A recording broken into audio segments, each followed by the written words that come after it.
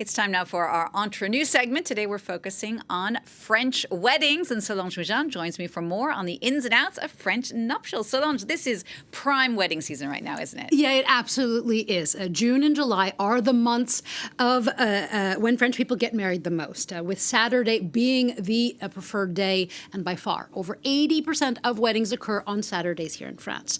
And Marriage.net says that this coming Saturday, July 12th, is the most sought-after day of the year to get married. But it wasn't always this way. Actually, the popularity of summer weddings, it's actually quite recent. L'INSEE did a study on this in 2019, and it found that 150 years ago, winter weddings were all the rage, with February being the favorite month. Now, why is that? Well, July and August were and still are prime harvest periods. So in rural communities in the 1800s, and then actually up to the First World War, the summer months were too busy to get married. March, May, and December were also highly unpopular for religious reasons because of Easter, Christmas, and May is, in the Christian tradition, the moment of prayer to the Virgin Mary, and thus bad luck. There's even an adage that says, mariage de mai ne fleurissent jamais, or May weddings never bloom. But with the secularization of French society on the whole, and the right to paid vacation as well, summer weddings became the preferred choice in the 1960s and 70s, and that shift actually made them more about having a huge party and not just the joining of two families. All right, so before we get into the party and the celebration part of French weddings, let's talk about the ceremony itself, or ceremonies. What are some of the things that a foreigner needs to know about French weddings? Well, as with love, weddings are really unique to each couple. But as an American, there are some differences that I was surprised by when I arrived here. The first is the actual ceremony. It is very contractual. Of course, there are hard and fast rules, as in all countries. Here, you have to be 18, not closely related to your future spouse, as well as you cannot already be married, as well as fully consenting to the nuptials. You have to have two witnesses present. They're called les témoins. You have to pick a régime that you want to be married under, which is essentially like picking the broad terms of a prenup agreement. So there is actually quite a bit of paperwork beforehand. Wouldn't be France without it. Exactly. And actually, there could soon be more paperwork, as there's a proposition right now in the French Parliament to ban marriages between people who are in the country illegally.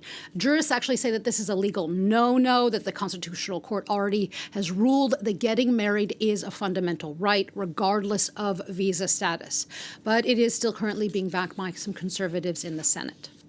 Now, back to the more romantic stuff. Wedding banns are published in France before the ceremony, and you'll actually see announcements posted outside town halls across the country. Nuptials have to be held at the mairie, either the town hall, either the one where you live, where you're originally from, or where your family is from.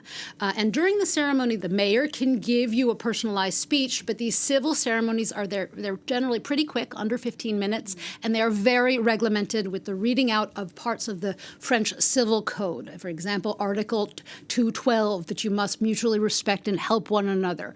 Article 213, that you will set the moral and material future for your family and help one another.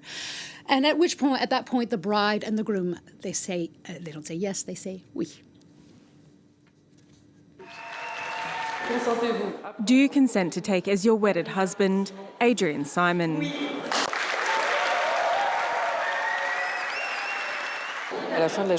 At the end of the day, I'm always surprised by the happiness I feel. You're sharing something that is a bit of a voyage through our society.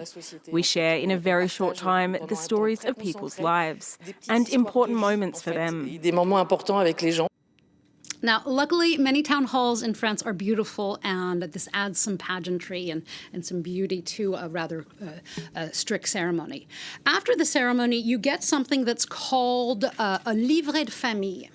Livret de famille. It's an official document that proves your marital status, and these civil ceremonies, they must occur before any religious or personal ones. And many French couples today getting hitched, for them, it's just the trip to the mairie. Not everyone does an extra ceremony, and generally, it is a much more simpler, low-key affair compared to some other cultures. And what about the whole institution of marriage? I mean, are we seeing a decline in weddings in France? Well, the numbers have pretty much halved since the 1970s, but they are actually quite stable now. According to l'INSEE, there were 247,000 marriages in 2024, and there were also 204,000 paxes. This is an alternative union contract that many French people choose, in part because it doesn't come necessarily with the same connotations for some as marriage does. It also doesn't come with the same legal protections either, namely in the case of turning over retirement and property succession. And then there is also a large part of the population that is in des unions libres, or committed relationships without a legal contract. These are common and highly accepted here in France, as are children out of wedlock. And you see this too with the age that people agree to marry. The average age is 39.8 years for men and 37.5 years for women. This is in part because it's quite old, yeah, I was surprised by this. It's partially because people are studying longer, entering into relationships later in life, or marrying many years after being together.